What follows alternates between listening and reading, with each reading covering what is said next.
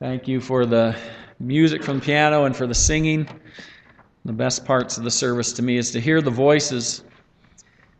As beyond the time when we were sharing announcements and prayers, it came to me that this is homecoming week for both schools, and we've talked about the importance of trying to maintain a sense of community even as we have two distinct high schools. And one of those opportunities is Thursday, as there is a parade Thursday, or is it Friday? Thursday afternoon at 4, I believe it is.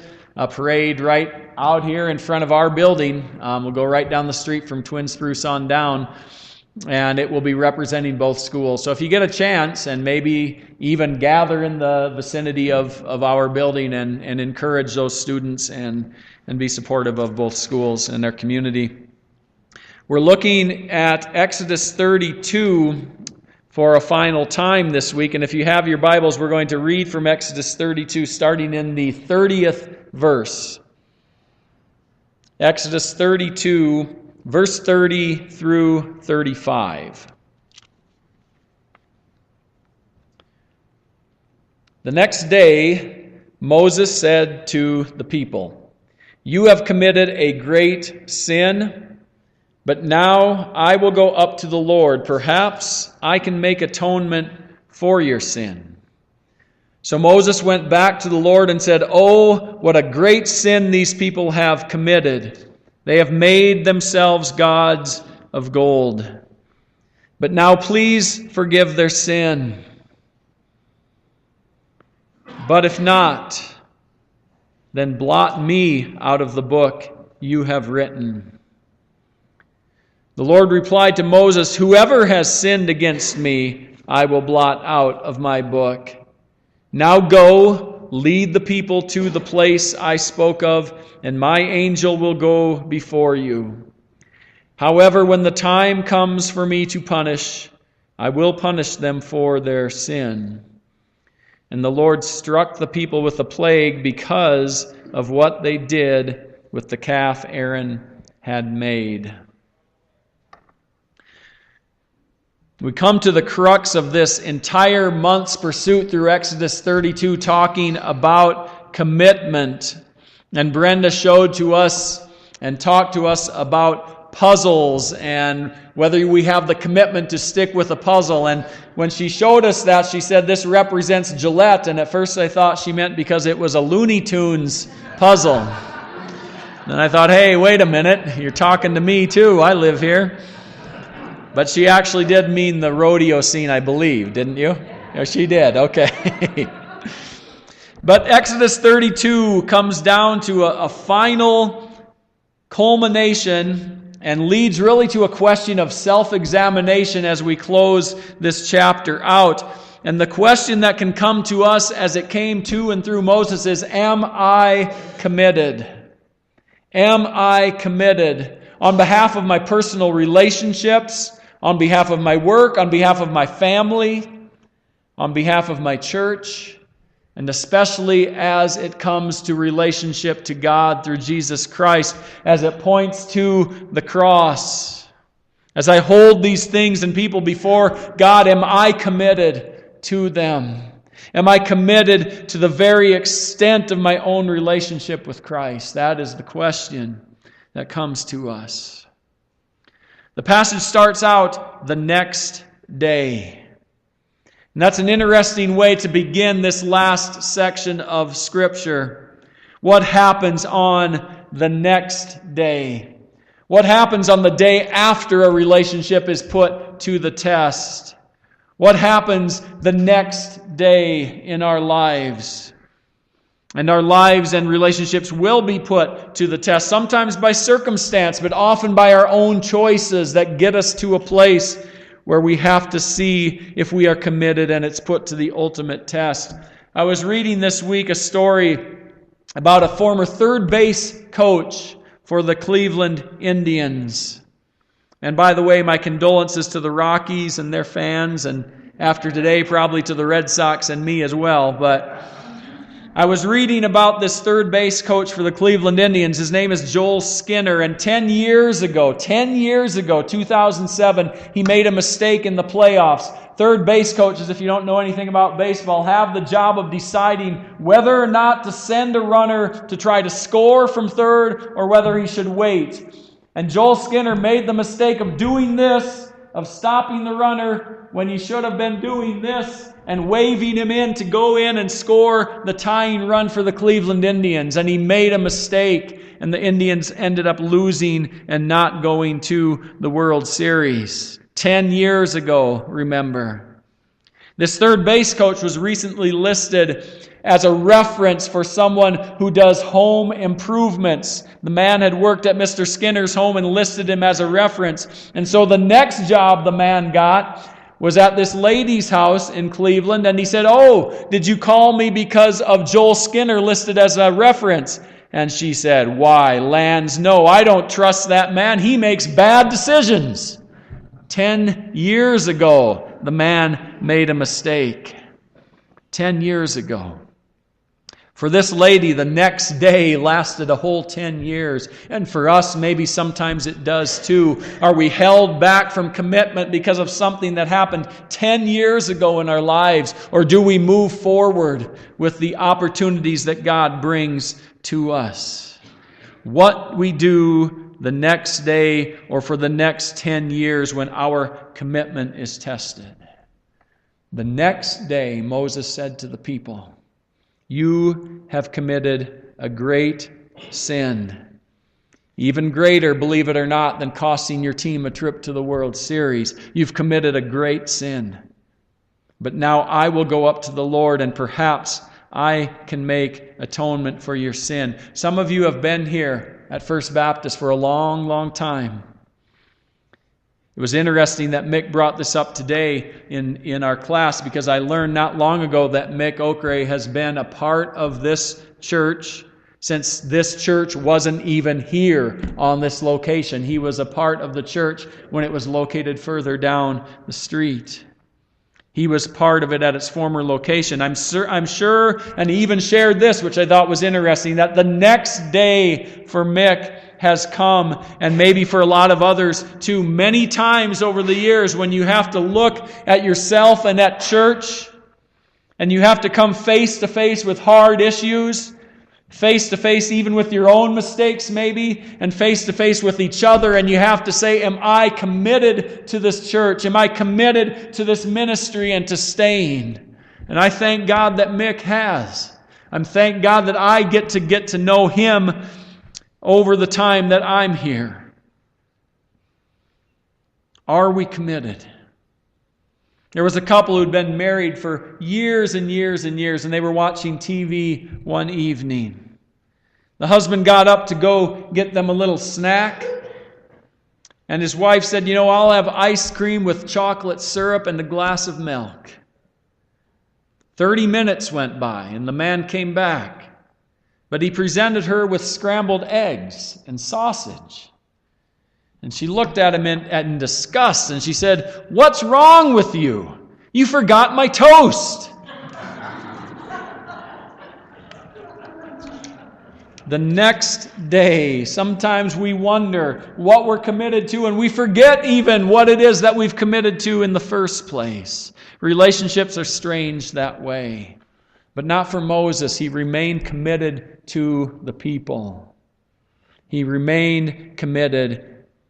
And you know what? We never really know in relationships. It's a strange thing that we never really know if we're committed until we're tested. Isn't that true? I love my work. Oh man, my job is so amazing. But then we go in on Monday and they've changed regulations. And I get a pay cut that I never saw coming, and my job description changes. Am I committed? Am I committed?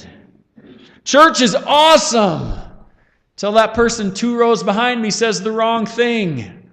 And then they sing songs that I don't know. And sometimes I'm asked to lead those songs, and then they change the color of the carpet and they never ask my opinion.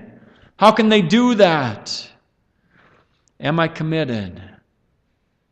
I've done a lot of weddings, and I've never officiated a wedding in which that epitome of commitments that a couple shares with each other before God, I've never done a service where I've seen that commitment undertaken lightly. I do. I can picture the faces. They're always serious. Sometimes they're shedding tears as they speak those words. I can hear the voices, always sincere, spoken with conviction. Yet until commitment is tested, and in ways we never would have imagined as we stood before God and looked at each other, how do we know? How do we know? And I've come to understand that commitment is more so revealed than it is declared. Moses' actions on behalf of the people reveal his commitment. They carry several commitment commonalities that I think can help us in our relationships, can help us as leaders, can help us as parents, and especially can help us as we follow Christ. So think about these things, and you can look back at the passage as we do. Number one, or the very first thing, is that wrongs have been done. And Moses and the people come to grips with that. There's no cover-up. There's no spin. There's no saying that, it wasn't really all that bad. As Aaron said, the calf just sort of jumped out of the fire. No, there's no cover-up there. There's no spin on it. Moses says it loud 2 times. First to the people, you have committed a great sin. You've done wrong. And then he says it to God. Oh, what a great sin these people have committed. Moses is both specific and very succinct in his acknowledgement. He doesn't take pleasure in bringing up the wrongs of the people. He doesn't go on and on about them, yet neither does he hide their wrong. They've done great wrong. They've made for themselves gods of gold. And in that moment, that was all that needed to be said. And sometimes that's all we need to do, is just simply say, there was wrong done. Name what it was, get it out in the open, and that's all that needs to happen. We don't need to avoid it and go around it, but we don't need to keep saying it and saying it and saying it either. We just need to get it out there. And that's what Moses says. They've made a god instead of you. They've elected their own president. They've made their own committee. They found another one to follow. They've done wrong. So that's the first thing. The second thing is there's a request for forgiveness. Moses doesn't say it, but by going to God, he sure shows that he still loves these people very deeply. They're still his people. He still believes in what God can do through them and with them, and that God can lead them and great things can happen. For me, there is nothing more powerful than witnessing someone going to bat for somebody that they love, for stepping up for them. Even when they realize full well that their request may be denied, and possibly rightfully so. It's not like with our children, where sometimes we instruct one who's done something wrong to say to the other, I'm sorry, and we instruct the other one to say, I accept your apology, I forgive you. It isn't always how life works. Sometimes we've done wrong and we request forgiveness, but it is not always granted.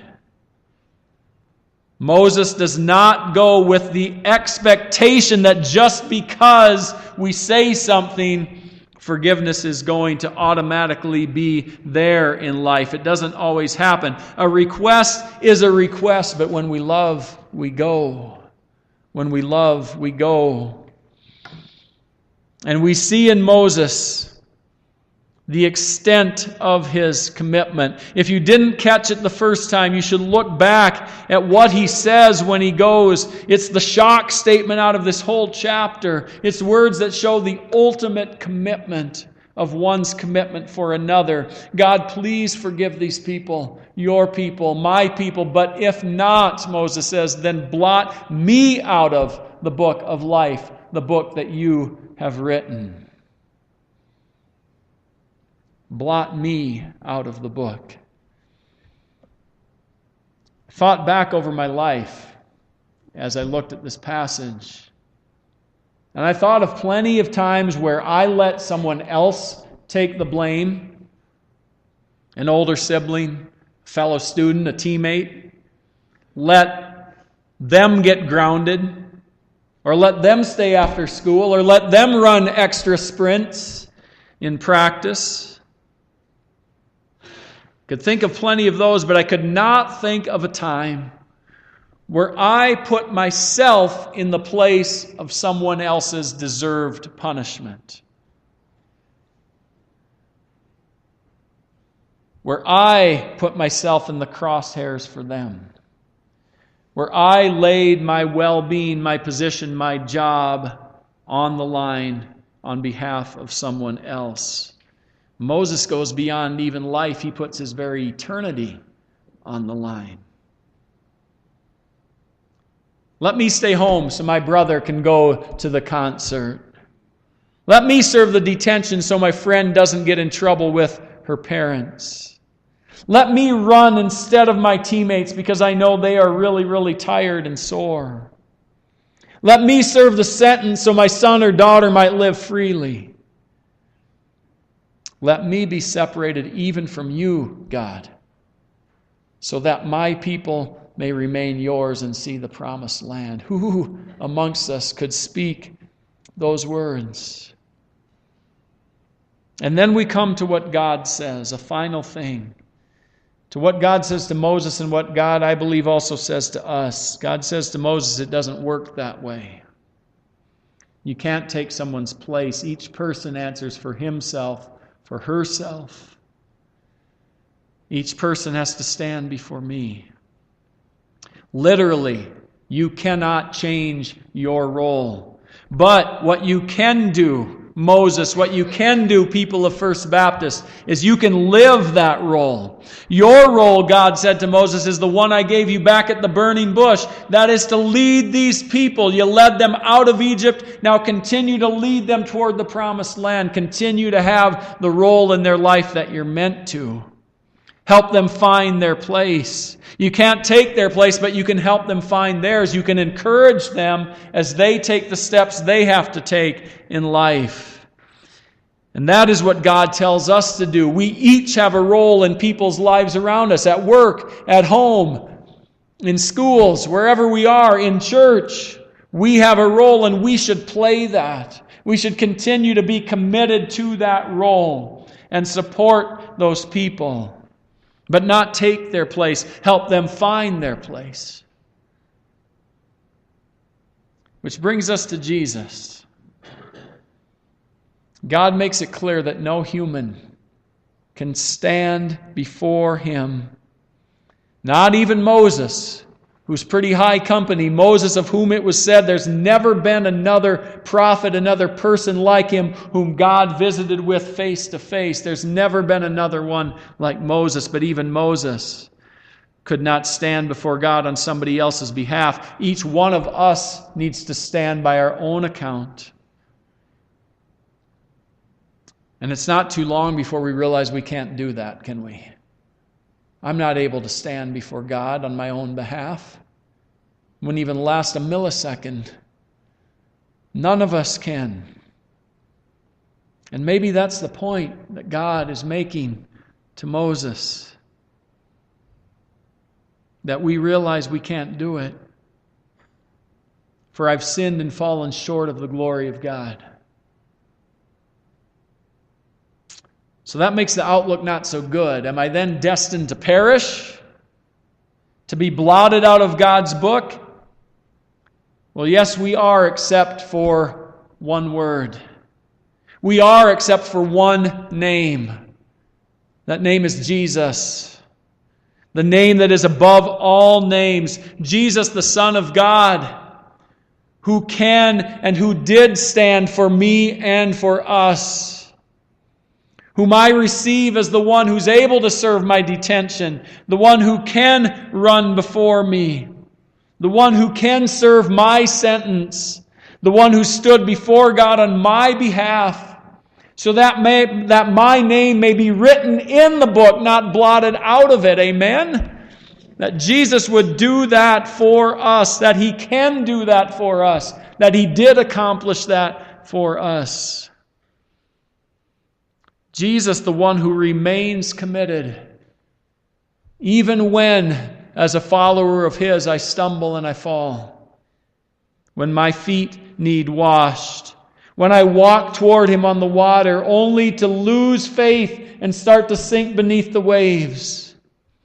When I say, Jesus, though everyone else deserts you, I never will. I'll follow you every day in my job and in my family. I'll never waver, Jesus. And then we do. We realize in hindsight that our commitment is not what we thought it was, but Jesus pulls us up. And when the rooster crows and I realize I failed, not once, not twice, but 3 times, there Jesus still stands. And He asks us, do you love me? Do you love me?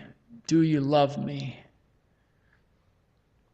He says, then go and fulfill your role of commitment in people's lives. And go in my name. And go in commitment to those I give you. Let's pray together this morning. God, thank you so much for your word. Thank you so much for those who have been committed in our lives. Even when we've done great wrong, that they've remained committed, that they've held us to account, but that they've also held us before you and have continued on in relationship with us. I thank you for the commitment in this room toward this place, this church called First Baptist, for which I believe you continue to have a great plan and a work and a place in this community. As the community parades by Thursday, we'll be reminded that we are here in this community to serve and to hold it up before you. And God, we thank you this morning for Jesus, who when no one else could stand for us, when no one else would stand before you for us, Jesus Christ did and continues to do so. We praise you for that. We thank you for that. And we claim His death and resurrection on our behalf as the answer that we cannot provide on our own. And I pray today that those of us who call on your name, Jesus, would know your sustaining grace and would be renewed in our commitments to you and to those in whose lives we are called in the way that you call us. And we pray and we ask this in your precious name. Amen.